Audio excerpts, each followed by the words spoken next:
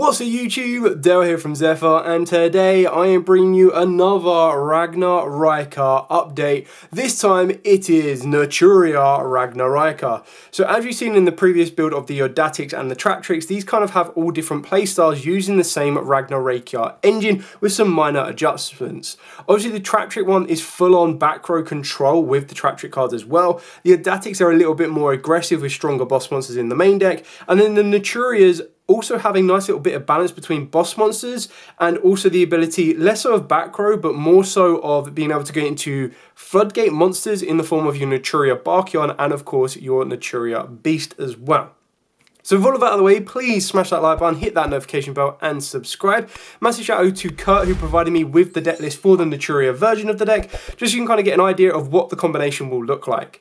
So with all of that out of the way, let's dive headfirst into the profile and show you exactly what we've got and explain why we've got it. So for the Naturia lineup, we do go with triple Naturia Mole Cricket. So the whole idea behind the engine is Mole Cricket can utilize Camellia, Camellia can then utilize Sunflower sometimes as well, and then being able to mill your deck rather than using the cost of tributing these off in order to provide you with a form of negation can be massively helpful. You can look at Rose Whip as well when you go into the side deck, because that's when you can really limit your opponent to only being able to activate one spell card, which can be massively damaging more times than not.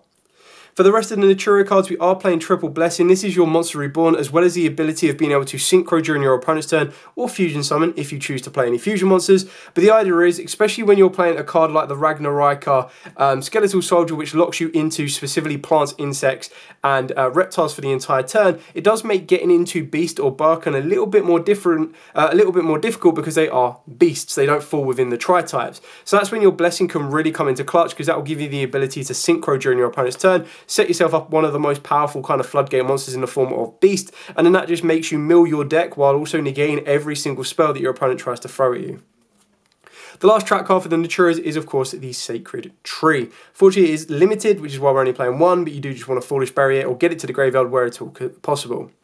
For the Ragnaraikas, we are playing triple Ragnaraika Evil Seed. So this is obviously your main go-to for the Ragnaraika engine, and if you wanted to make it less so involved, you can cut this down to one if you wanted to, but I kind of feel that in this particular version, getting into your Ragnaraika is a little bit more important, and you could use this as one of your starters when you do have the stuff like Blessing, Camellia, and everything else to help you extend further. We've of course got the one Samurai Beetle, and then of course the most recent one of the Wicked Butterfly, and then of course this is the idea is that your seed will lead you to Bloom, Blue can lead you to Butterfly, and then Butterfly can get you the Camellia if you need it, or of course can get you to your Mole Cricket. Speaking of Triple Bloom as well, to kind of back this all up, finished up by the one Hunting Dance. So obviously the Hunting Dance is the aggressive trap for the Ragnaraikas themselves, but the idea is behind the Ragnaraikas, with the Butterfly you're going to be able to draw cards during your end phase, which will then replenish your hand advantage. You've got the Bloom that's constantly going to make your monsters stronger and your opponent's monsters weaker, and then of course you've got the Beetle and the Bloom, the Seed that is obviously going to be able to float around, banish and do everything it needs to do.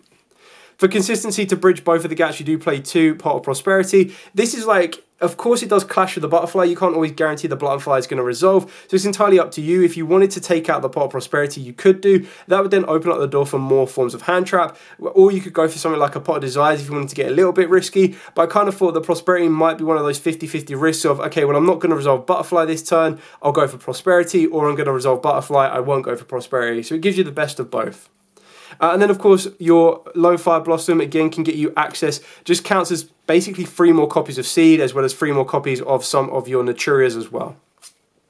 I then play a very small engine of the Medora Sword Sacred Protector as well, alongside a Redox. So the Redox, you're probably going to be less do summoning it itself, because obviously it's a dragon, so it will lock you out the Skeletal Soldier, but more so you're going to be using this and then your Keldo and Medora as the ability to recycle your Sacred Trees, as well as being able to act as like pseudo DD Crows in the deck to be able to get rid of your opponent's graveyard resource.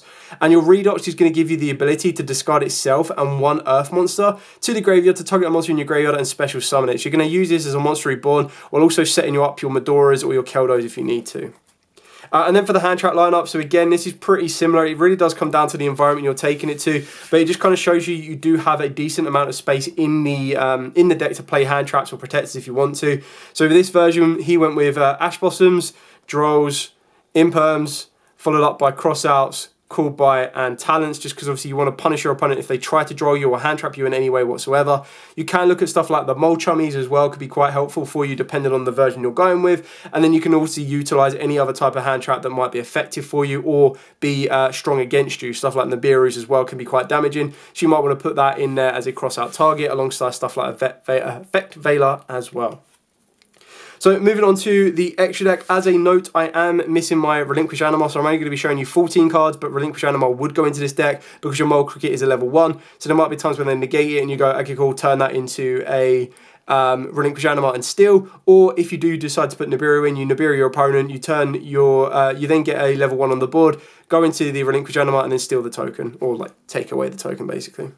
So for the Ragnaraikas, we've got the 1 Stag Sovereign, your 1 Chain Coils, the 1 Mantis Monk. So obviously search out your trap card. This is your like form of interruption of your Ragnaraikas, and then this is like a protector from hand traps, because if your opponent activates a monster effect, except during a damage state, you get to activate the effect. Neither player can activate the effects of monsters in the hand this turn, so again it completely shuts off hand traps should you need it. 2 Skeletal Soldier, this is the only one that's the issue because this is the one that locks you into reptiles, plants and insects for the entire turn, even before you've activated its own effect. So keep that in mind, if you do summon anything prior to this, you won't be able to use this effect unless those cards summoned were insect, plants or reptiles. And then of course we've got the 1 Haggard Lizard, so it's a reptile that gives you a draw capabilities as well, followed up by the Bengal Lancer and of course the 1 Cosmic Tree. You can, if you wanted to, with Cosmic Tree, also play the Heavenly Goddess. Of course you've also got the Aromatherapy Jasmine, followed up by your Sylveon, and then you can play an Alamiris. This is just another flex spot, it's entirely up to you. This can become pretty much within reason, any rank 4 you want to. The reason I went with the Alamiris is it gives you the ability to revive an insect or a plant from the graveyard if you specifically need it, and it is slightly generic. This could, if you want to, be the Trap Trick Link 3 to give you a bit more of an aggressor. You can put a more aggressive card in here if you wanted to, but it's just an option for you to look at. And then of course we've got the 1 Naturia Beast, the 1 Barkion, and then we've got the 1 Fuko. This is just really specific. Again, it doesn't fall under the tri-types, but if you know you're in the Tenpai matchup, you can make the Fuko. You would end up using 2 of your... you could use something like your Evil Seed, but you could also use something like your Mole Crickets, anything like that. And the idea is you just sit this in defense. It means your opponent can't get past it. It's a nice little bit of a wall until you can build up some resource to then help you crack back or break your opponent's board in retaliation. And that is pretty much it for the entire profile. So like I said, shout out to Kurt on that one. He's kind of given me the list. I don't feel that this is the best version of the Ragnaraika hybrid decks. I feel Trap Chicks is probably the most competitive, the most consistent version of the deck. But I do also feel that you can adapt the playstyles depending on what version you wanted to go for. And if you are a Naturia fan and you're like, okay, I've got the Ragnaraikas already, I've also got the Matratrix and Odatics, but I want to try out something new and something a little bit different, this could give you another option to look into. Anyway, that's pretty much it for the entire profile. If you do have any questions at all, by all means, please put it in the comments down below. I will be more than happy to answer them as always. But for now, thank you so much for watching. Stay safe, and of course, happy dueling.